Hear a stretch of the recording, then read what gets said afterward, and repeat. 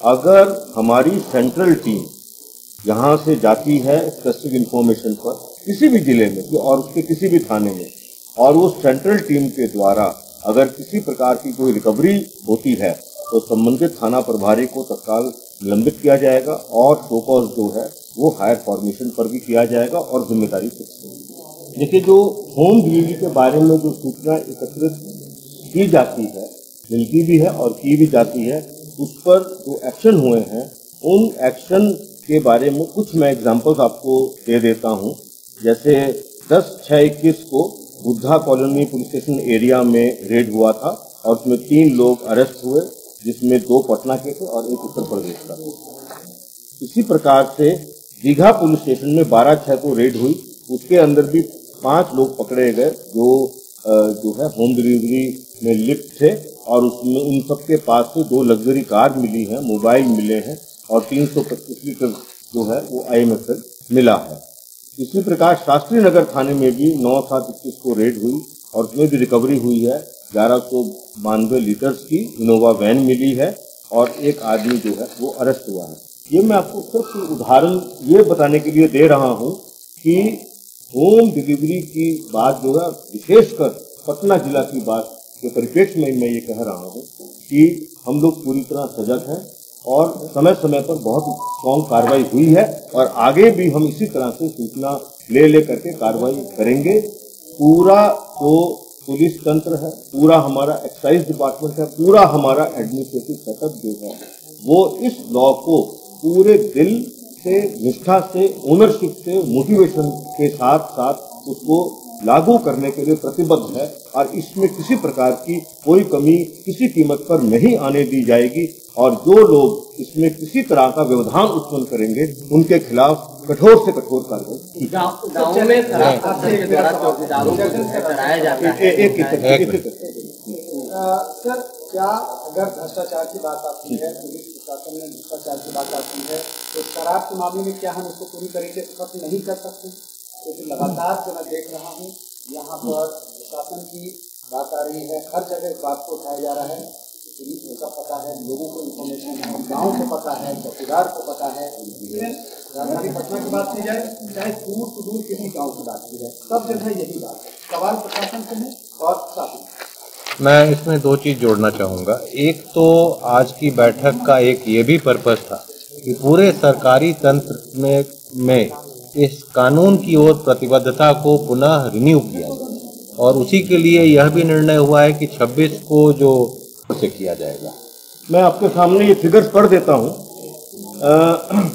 कुल 206 लोगों को सेवा से बर्खास्त किया गया है, जिसमें 2 इंस्पेक्टर हैं, 30 सब इंस्पेक्टर हैं, 37 ASI हैं, 128 सिपाही हवलदार हैं और 9 जो हैं चौकीदार दफादार हैं। इसके अलावा कुल 245 लोगों को वृहद सजा दी गई है, जिसमें जो है वो जिसमें हमारे सब इंस्पेक्टर्स भी हैं, इंस्पेक्टर्स भी हैं और इसके अंदर सहनी भी हैं, सिपाही भी है और हवलदार भी है। इसके अतिरिक्त वर्तमान में अभी 654 डिपार्टमेंटल एक्शन अभी भी चल रहे हैं। इसके अलावा कुल 4 inspector, 46 police sub inspector, 46 ASI, 168 सिपाही हवलदार, 60 चौकीदार दफादार, इन सबके खिलाफ कुल 324 प्राथमिकी दर्ज की गई और जिनमें से 257 में आरोप पत्र समर्पित कर दिया। तो जब आरोप पत्र चला जाता है तो डिपार्टमेंटल एक्शन डिसमिसल होता है और इस पूरे आंकड़े से ये बिल्कुल क्लियर है कि कार्रवाई में कोई कमी नहीं है। एक बिंदु और कहना चाहूंगा उदाहरण के साथ, गोपालगंज की जैसे घटना हुई है, उस घटना में कम से कम 3 लोग को जस्ट 15-20 दिन पहले ही जेल भेजा था, वो बेल करा के आए हैं। इनफैक्ट उन 3 लोगों में से एक की मृत्यु भी हो गई। तो ये एक बहुत बड़ा चैलेंज है। ये चैलेंज सभी के लिए है कि लोग जो हैं पुलिस के द्वारा गिरफ्तार करने के बाद जब जेल भेज दिए जाते हैं तो वो बेल करा करके वापस आके उसी काम में लिप्त होते हैं। ये एक बहुत बड़ा चैलेंज है। बिल्कुल इसी तरह का केस जो है वो कैमूर जिला में भी देखने को मिला था कि कुछ कैमूर जिला के और एक दो उत्तर प्रदेश के लोग थे जिनको पुराने केस में घटना होने के 1 महीने से भी कम अवधि में जेल में भेजा था। वो बेल करा के दोबारा आए और दोबारा आने के बाद फिर उन्होंने जो है वो शराब बांटने का काम किया, लेकिन वो जो शराब थी उसमें जो मिथाइल अल्कोहल की क्वांटिटी जो है वो पाई गई, जिसकी वजह से लोगों की मृत्यु हुई। तो मैं ये पूरे दृढ़ निश्चय से आप सबके सामने कह रहा हूँ कि हमारी ओर से या हमारे जो पदाधिकारी हैं, हमारे जो कर्मी हैं, वो सब लोग कमिटेड हैं। लेकिन कुछ लोग ऐसे हमेशा से रहे और हमेशा रहेंगे, जो लोग जो हैं वो अपने निजी फायदे के लिए या अपनी जो है अपने संपत्ति इनके ऊपर के अफसरों को क्या किस तरह की जिम्मेवारी उनके खिलाफ कोई एक्शन लिया जाएगा? मैंने अभी क्लियर किया, मैं दोबारा क्लियर कर रहा हूँ कि देखिए बुनियादी हर काम करने के तरीके हैं और उसमें जिम्मेदारी का निर्धारण होता है। अब गांव की सूचना सिवाय चौकीदार दफादार के और कोई नहीं दे सकता है, प्राइमरी उन्हीं को सूचना देनी है। लेकिन साथ साथ मैंने ये कहा कि हमारा इंटेलिजेंस सेटअप भी है, वो फील्ड लेवल पर भी है, हेडक्वार्टर लेवल पर भी है, उन सब की भी जिम्मेदारी है। इसके अलावा मैंने ये भी कहा है कि अगर हम सेंट्रल टीम भेजकर कोई जो है रिकवरी करते हैं तो थाना प्रभारी से तो कार्रवाई होगी ही, उसके अलावा वरीय फॉर्मेशन पर भी जवाबदेही जिम्मेदारी फिक्स की जाएगी। तो आपका जो सवाल है उसका उत्तर मैंने स्पष्ट तरीके से दिया है। ये जो कार्रवाई का जो कार्रवाई करने की बात है वो केवल हमारे चौकीदार दफादार या थाना तक सीमित नहीं रहेगी, ना पहले थी ना अभी भी है।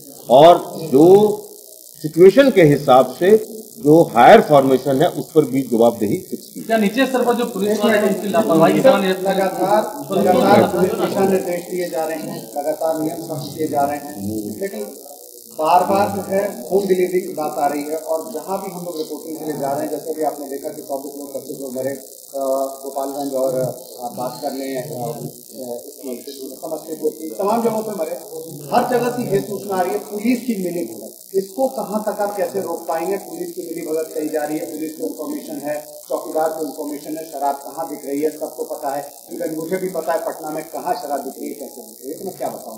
देखिए, जो डेटा हमारे पास अलग से है, हमने होम डिलीवरी के जो कार्रवाई करने की बात है वो हमने अलग से की है। तो वो पहले मैं थोड़ा सा बता देता हूँ आपको, उसके बाद मैं इसके आगे भी आपको चीज जो है वो बताता हूँ। आपका पूरे जो क्वेश्चन है,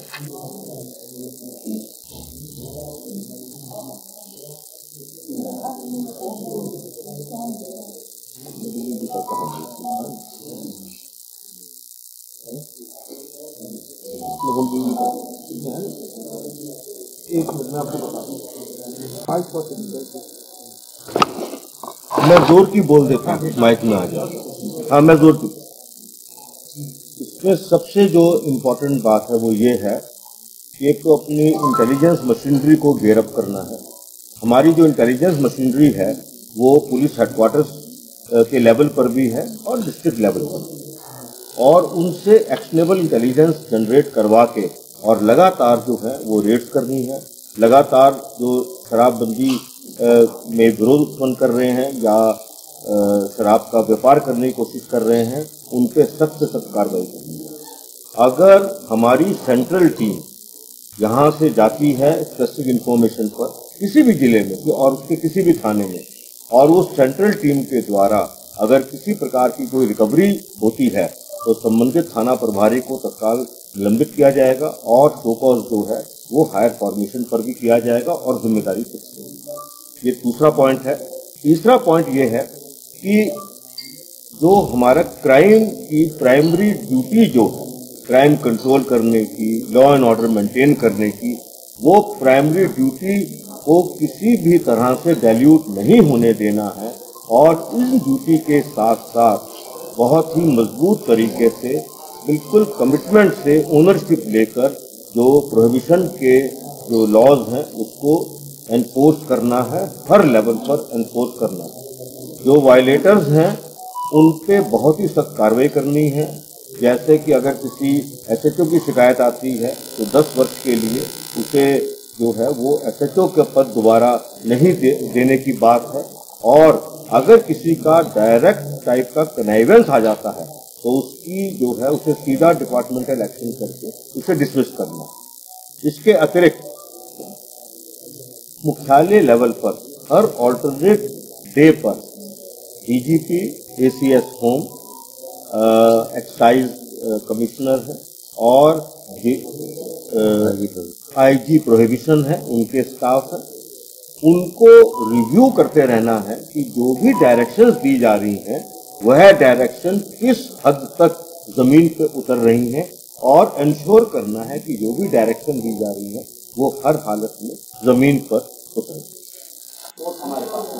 देखिए ऐसा है, देखिए अब मैं आपको एक बात और कहना चाहूंगा कि पूरा पुलिस तंत्र है ना, हम एक सिपाही का कुछ बात कर लेंगे या एक ASI कुछ कह देगा तो उससे पुलिस की बात का फैसला नहीं हो सकता है ना। मेरी बात सुनिए ना, मान लीजिए आपको किसी ने कहा तो आपने अगर उससे वरीय पदाधिकारी से बात की, उसने भी वही कहा, उससे वरीय से बात की, उसने भी वही किया, तब कोई बात मतलब मानी जा सकती है। अगर एक रास्ते में या एक थाने पे गए, आप फाड़ी में गए, वहां पर किसी से पूछ के अगर आपने बात कर ली, वो रिप्रेजेंटेशन जो है वो पूरी पुलिस का नहीं हो सकता है। नहीं, वैसे भी पुलिस का कार्रवाई तो ऐसे ही होता है कि अगर कम दल है, कम बल है तो उसको रीइंफोर्स किया जाता है और बड़ा बल बना के फिर रेड किया जाता है, तो वो तो तुरंत क्या कहना है आपका? इसका हम लोग देख वेरीफाई करके उस पर कार्रवाई कर देंगे। इसको मुख्यमंत्री के आवास के बाद शराब की डिलीवरी हो जाती है, सीएम जा रहे थे वहाँ के 1 किलोमीटर के दायरे में जहाँ भी चाहिए शराब आकर आपको पहुँचा देता है। इस पर सब चर्चा हो गई। देखिए ऐसा है ना, इस पर अब सब चर्चा हो चुकी है, इसको क्वेश्चन को रिपीट करने का फायदा नहीं है। हमने बहुत इलेबोरेटेड तरीके से बहुत डिटेल में चलिए बहुत बहुत धन्यवाद। को प्रभावी बनाने के लिए आप जिले में SP स्तर के अधिकारियों तक को मार्क्स देते हैं, मार्क्स देते हैं 10 नंबर मार्क्स। एक तरीका बना रखा है रैंकिंग का। कई अफसरों को रैंकिंग में अच्छे मार्क्स देगा, उसके बावजूद उन जिलों में शराब मिले, तो इस तरह के रैंकिंग का मतलब क्या है? देखिए ये जो प्रोसेस है ना, ये ऑनगोइंग है ना। जैसे मैंने अभी आपको उदाहरण दिया है कि आदमी हमने गिरफ्तार करके एक बार भेज दिया, तो ये मान के नहीं चला जा सकता कि वो आदमी जो है दोबारा उस काम में नहीं रहेगा, वो तो बेल करा के दोबारा रह रहा है। इसलिए ये तो लगातार चलने वाली चीज है, इस पे किसी एक समय पर रुकेगा नहीं कभी भी, और एक समय पर जो है दोबारा उसको जांच करके और आगे लगातार कार्रवाई करनी ही पड़ेगी। तो मैंने इसीलिए उदाहरण दिया आपको। बहुत जगहों पे ऐसा भी देखा गया है कि शराब तस्कर के ये है उसके घर से पुलिस वाले वहाँ नहीं जा पाते। एक बहुत जगहों पे ऐसा देखा गया है कि जो शराब तस्करी करते हैं उनके डर से पुलिस वाले नहीं जा पाते हैं। 2 ही महीने पहले सराय थाना प्रभारी को हमने फोन किया था, एक जगह शराब काफी ज्यादा भंडार हो रहा था, तो वहाँ नहीं पहुंची पुलिस। नहीं, पुलिस को पहुंचने में कोई दिक्कत नहीं है, ना पुलिस की संख्या में कमी हो। इसलिए अगर कोई सूचना हमें मिल रही है तो हम उस पर सक्सेस कार्रवाई करने में सक्षम है, और पुलिस की जो एडिक्वेट स्ट्रेंथ में वहां जाने की जरूरत है उसके लिए भी उसमें कोई कमी नहीं है। इसी तरह का मामला आया था, मेरे पास तो रिकॉर्डेड है। एक और इम्पोर्टेंट जो बिंदु खड़ा हुआ है वो चौकीदार दफादारों से जुड़ा हुआ है। वो जो बिंदु है वो ये है कि जो चौकीदार की बुनियादी जिम्मेदारी है गांव के हर तरह गांव में जो भी गलत काम हो रहा है और इंक्लूडिंग शराब के बारे में भी जो सूचना है वो उन्हें हर हालत में देना है। उनकी परेड पर वरीय पदाधिकारी भी जाएंगे, और अगर जो है वो अपनी बुनियादी जो ड्यूटी है उसमें कोई कमी रखेंगे तो उन पर भी जो है वो सख्त कार्रवाई की जाएगी। चौकीदार हैं, दफादार हैं हमारे, और हमारा जो थाना लेवल है वो भी इंटेलिजेंस कलेक्शन का बहुत ट्रेडिशनल एक सोर्स रहता है। उनको भी उस काम में पूरी मदद करनी है, और एक एलिमेंट ऑफ ट्रस्ट जो है वो चौकीदार, दफादार, थानेदार और वरीय पदाधिकारियों के बीच में ट्रस्ट और समन्वय स्थापित करना है। पब्लिक को अपने साथ रोपिन कर लेना है ताकि जिस प्रकार का सूचना, जैसे ही कोई सूचना मिले उसमें उनका नाम पूरा गुप्त रखते हुए और मजबूत से मजबूत कार्रवाई की जा सके। यही अभी बुनियादी बातें हैं, इन पर जो डायरेक्शंस हैं वो दिए गए हैं। इनका इम्प्लीमेंटेशन बिल्कुल सीरियसनेस से और इसके वायलेटर्स पे बहुत सख्त कार्रवाई करने की जो निर्णय है वह हुए हैं। निर्णय ये पहले भी थे, इनका इम्प्लीमेंटेशन पहले भी हुआ है। अब इन निर्णयों पर और सख्ती से इम्प्लीमेंटेशन करने की बात। सिंघल सर, कुछ इस बार जो मीटिंग आज हुई इसमें नया क्या जोड़ा गया है? देखिए, बात नया जोड़ने की और पुरानी कोई बात नहीं है। कानून तो जो पास है, कानून जो है वो ऑलरेडी एग्जिस्ट कर रहा है। सवाल ये होता है कि कानून के अंदर विभिन्न पहलू होते हैं, उनके इम्प्लीमेंटेशन हर पहलू पर कितनी सीरियसनेस तरीके से होता है, और अगर नहीं हो रहा है तो उसको समय समय पर रिटरेट भी किया जाता है और समय समय पर वायलेटर्स के खिलाफ कार्रवाई भी की जाती है, ताकि जो कानून के प्रावधान हैं उनको बिल्कुल कानून की स्पिरिट के आधार पर और उसके इंटेंशन के आधार पर इम्प्लीमेंट किया जाए। अगर शराब का ज्यादा स्प्रेड कर रहा है तो आइडेंटिफाई करना है कि किस घर में शराब है, कहां पर यूज हो रहा है, और उसके अनुसार अभियान चला के रेड करना है और कार्रवाई करना है। मैं अनुरोध करूंगा डीजीपी साहब से कि और अन्य बिंदुओं पर वो भी बताएं। हुई है मद्य निषेध नशा मुक्ति के संबंध में विशेष बैठक, जिसमें सभी मंत्रीगण, सभी वरीय पदाधिकारीगण, प्रभारी सचिवगण और जिलों के जिला पदाधिकारी, वरीय आरक्षी अधीक्षक, आईजीज, डीआईजीज, डिविजनल कमिश्नर्स, और यह मद्य निषेध के बिंदु में बहुत ही महत्वपूर्ण निर्देश दिए गए हैं माननीय मुख्यमंत्री द्वारा, और बिल्कुल कड़ी कार्रवाई करने का निर्देश दिया गया है। 11 बजे से 6 बजे तक ये बैठक चली और उसमें कुछ महत्वपूर्ण निर्देश जो दिए गए, सर्वप्रथम तो जिस थानों में कोई कार्रवाई नहीं की गई है उसको आइडेंटिफाई करके और यह स्टडी करना कि जब पूरे राज्य में कार्रवाई हो रही है तो पिछले 3-4 साल में कोई कार्रवाई जिस थानों पर नहीं हुई है तो उसको आइडेंटिफाई किया जाए और कार्रवाई किया जाए। जो बॉर्डर एरिया से जिस रूट से स्मगलिंग होता है शराब का, उसको आइडेंटिफाई किया जाए, उसे प्लग किया जाए। इंटेलिजेंस गैदरिंग सबसे इम्पोर्टेंट है और एक्शनेबल इंटेलिजेंस लेते हुए उनको देखा जाए कि कहीं अगर सरकारी कर्मी कोई अगर किसी की मिलीभगत है तो उस पर कड़ी कार्रवाई का निर्देश दिया गया है और सरकारी कर्मी को बिल्कुल नहीं बख्शने का आदेश दिया गया है, किसी को माफ नहीं करना है। रिकवरी का शिफ्टिंग अगर बॉर्डर डिस्ट्रिक्ट से अंदर के डिस्ट्रिक्ट में हो रहा है तो यह समझना है कि बॉर्डर डिस्ट्रिक्ट में क्यों नहीं हो रहा है। अगर कोई केंद्रीय स्तर से टीम जाती है जिलों में और उसके द्वारा वहां रिकवरी किया जाता है तो स्थानीय स्तर के पदाधिकारियों पर भी कार्रवाई होनी है। कॉल सेंटर की एफिशिएंसी पर विशेष बल दिया गया है।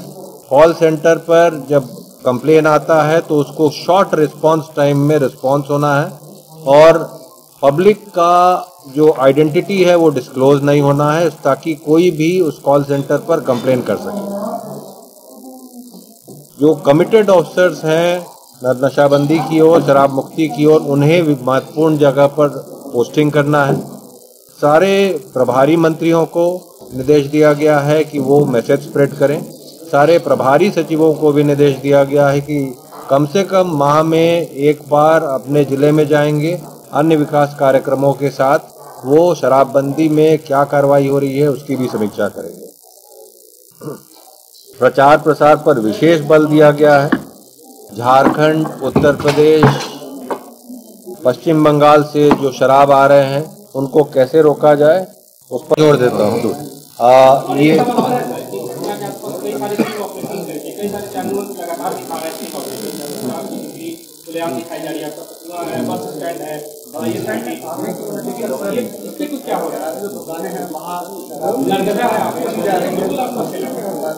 नहीं, सबसे पहले मैं बता दूं अबाउट इंक्वायरी एंड एक्शन जो लिया गया है सारे कर्मियों पर, उसमें पुलिस पर भी हुआ है, चौकीदार, दफादार, होमगार्ड, सैप, एक्साइज सब पर, और जो विभागीय कार्रवाई 808 पर हुए हैं। प्राथमिकी कुल मिला के 400 हो चुके हैं, बर्खास्तगी 238, वृहद पनिशमेंट 259 और एसएचओ का जो बोला दीवार करने का 68 हुआ है। तो कार्रवाई सभी विभागों के सभी कर्मियों पर हो रहा है जो इसमें पाया गया है संलिप्त है। और जो आपने बताया इंसिडेंट का या कहीं पता चल रहा है, जहां पर इंसिडेंट हो रहा है पता चल रहा है, आपसे भी अनुरोध है अगर जानकारी मिले तो अपना आइडेंटिटी नहीं भी बताना है तो प्रोहिबिशन कॉल सेंटर पर बताया जाए। और लगातार रेड्स हो रहे हैं। अगर फिगर आप जानना चाहेंगे तो जिस गति से रिकवरीज हो रहे हैं, अरेस्टिंग हो रहे हैं, वो पूर्व में कभी नहीं हुआ है और ये गति हम लोग बढ़ाते जाएंगे और पूरी कड़ाई से कार्रवाई होगा। पटना जिला के लिए विशेष तौर पर डिस्कशन हुआ। माननीय मुख्यमंत्री जी ने अपनी बातें कही, हमारे माननीय मंत्री जी और जो बैठक में थे उन्होंने भी अपनी बात कही और हमने भी अपनी बात कही और पटना जिला से उनकी बात भी सुन ली। एक बात बिल्कुल क्लियर है कि पटना जिला को अलग से देखते हैं क्योंकि वो राजधानी है, वो पूरे जो प्रशासन की पूरे सरकार की छवि होती है, तो पटना जिला को हम लोग विशेष तौर पर देखकर और उसमें और मजबूती से और अच्छे तरीके से इसमें कार्रवाई करेंगे, इसको इम्प्लीमेंट करेंगे और जो लोग भी इसमें रास्ते में आने की कोशिश करेंगे उनके खिलाफ हम बहुत सख्त कार्रवाई करेंगे।